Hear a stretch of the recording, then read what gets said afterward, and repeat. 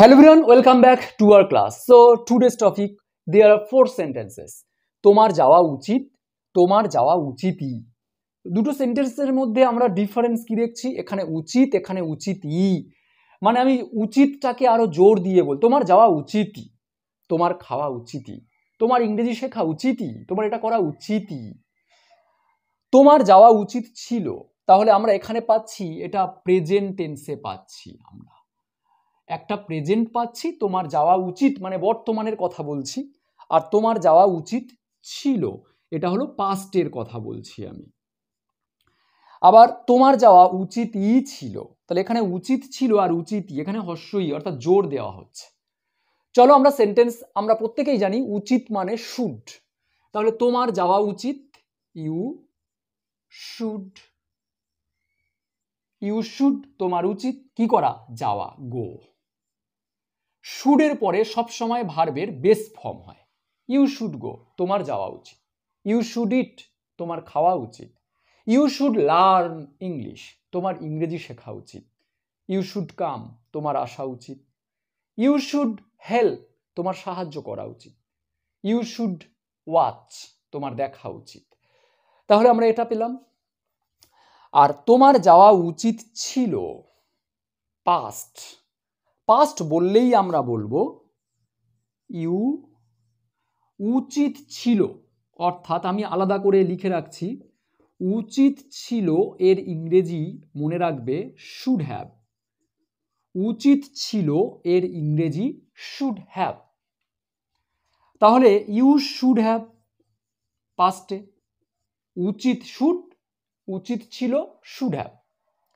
উচিত ছিল should have, কি করা? যাওয়া, যাওয়া গো। তাহলে আমরা এখানে গো দিলে সেন্টেন্সটা রং হবে। এর কারণ কি? হ্যাভ, আমরা প্রত্যেকেই জানি হ্যাভের পরে সব সময় এই হ্যাভের পরে সব সময় ভার্বের থার্ড ফর্ম হয়। তাহলে you should have go went gone, gone. You should have gone, তোমার যাওয়া উচিত ছিল।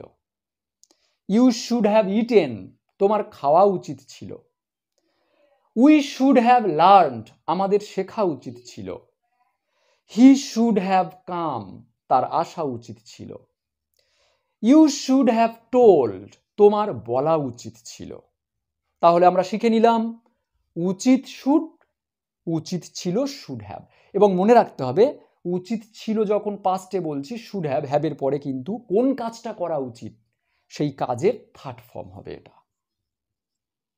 ওকে, চলো তাহলে আমরা ফিরে যাই ফার্স্ট সেন্টেন্সে। তোমার যাওয়া উচিত, ইউ শুড গো, তোমার যাওয়া উচিতই, তোমাকে যেতেই হবে। একটা জিনিস দেখো, তোমাকে যেতেই হবে, অর্থাৎ তোমাকে যেতে হবে, আমরা কি বলি? ইউ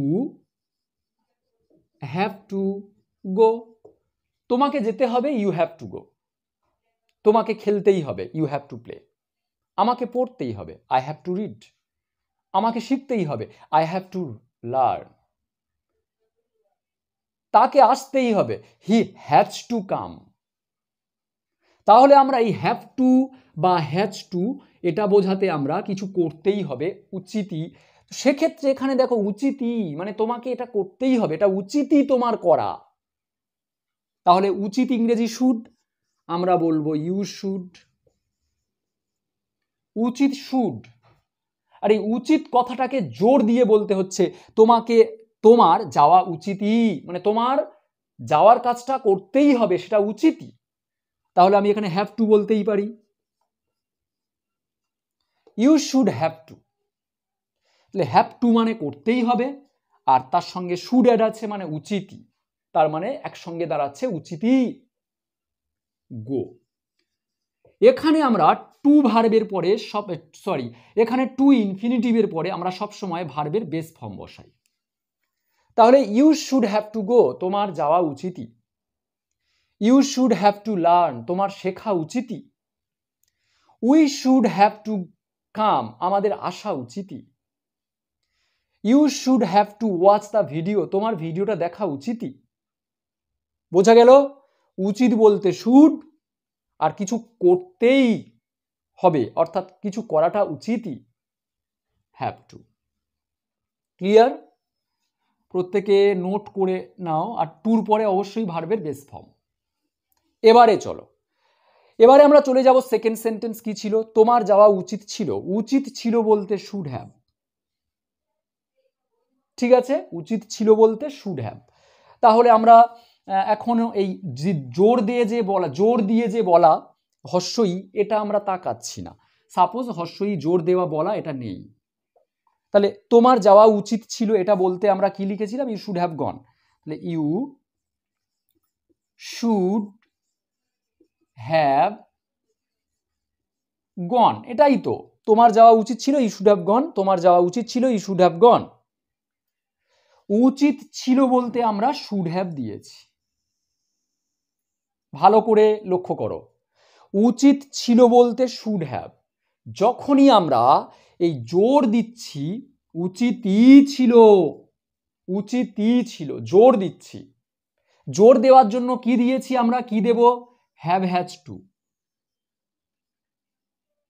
আবার বলছি শোনো, উচিত ছিল শুড হ্যাভ, এটা আলাদা কথা। উচিত ছিল শুড হ্যাভ। এবার যখন উচিতই অর্থাৎ হস্যই দিয়ে আমি উচিতের কাজটাকে জোর দিচ্ছি হস্যইর জন্য, আগের সেন্টেন্সে হস্যইর জন্য আমরা কি করেছি? যেতেই হবে, করতেই হবে, এটা বলতে আমরা জোর দেওয়ার জন্য হ্যাভ হ্যাজ টু। সেক্ষেত্রে এখানেও হস্যইর জন্য আমরা হ্যাভ হ্যাজ টু বসাবো এখানে। কিন্তু হ্যাভের পরে তো ভার্বের থার্ড ফর্ম হয়। আমরা তো এখানে হ্যাভের পরেই হ্যাভ টু বা হ্যাজ টু দিলে হবে না। হ্যাভ টু বা হ্যাজ টু হলো ভার্বের বেস ফর্ম। কিরকম দেখো, হ্যাভ, হ্যাড, হ্যাড। তাহলে এখানে আমরা হ্যাভের পরে ভার্বের থার্ড ফর্ম মানে হ্যাডটা দেব, হ্যাড টু। এবারে টুর পরে ভার্বের ক নম্বর ফর্ম হয়? গো হবে। আগেই বলেছি বেস ফর্ম হয় টুর পরে। You should have had to go, তোমার যাওয়া উচিতই ছিল। এই জিনিসটা কে বুঝতে পারোনি তাকে আবার আমি বলছি তাদের জন্য। দেখো, উচিত ছিল শুড হ্যাভ, উচিত ছিল শুড হ্যাভ। এবারে উচিতই ছিল, জোর করে যখন আমরা বলছি উচিতই ছিল, এই জোর করে বলার জন্য আমরা হ্যাভ হ্যাজ টু বসাই। তাহলে আমি এখানে কি বসাবো? হ্যাভ টু বা হ্যাজ টু, এই হস্যইর জন্য, জোর দেওয়ার জন্য না। এর কারণ এই হ্যাভের পরে সবসময় ভার্বের থার্ড ফর্ম হয়। সেই জন্য এই জোর দেওয়ার জন্য হ্যাভ টু বা হ্যাজ টু, থার্ড ফর্ম হলো হ্যাড। এখানে আমাদের বসাতে হবে হ্যাড টু। আর টুর পরে ভার্বের থার্ড ফর্ম হয়। তার মানে তোমার যাওয়া উচিত ছিল, ইউ শুড হ্যাভ গন। তোমার যাওয়া উচিতই ছিল, you should have had to go.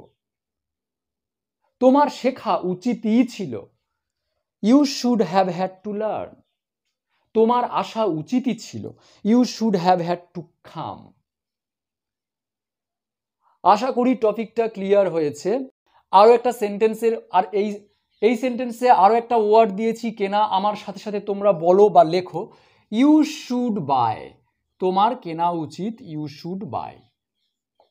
তোমার কেনা উচিতই, তাহলে আমরা বলবো you should have to, you should have to buy, you should have to by.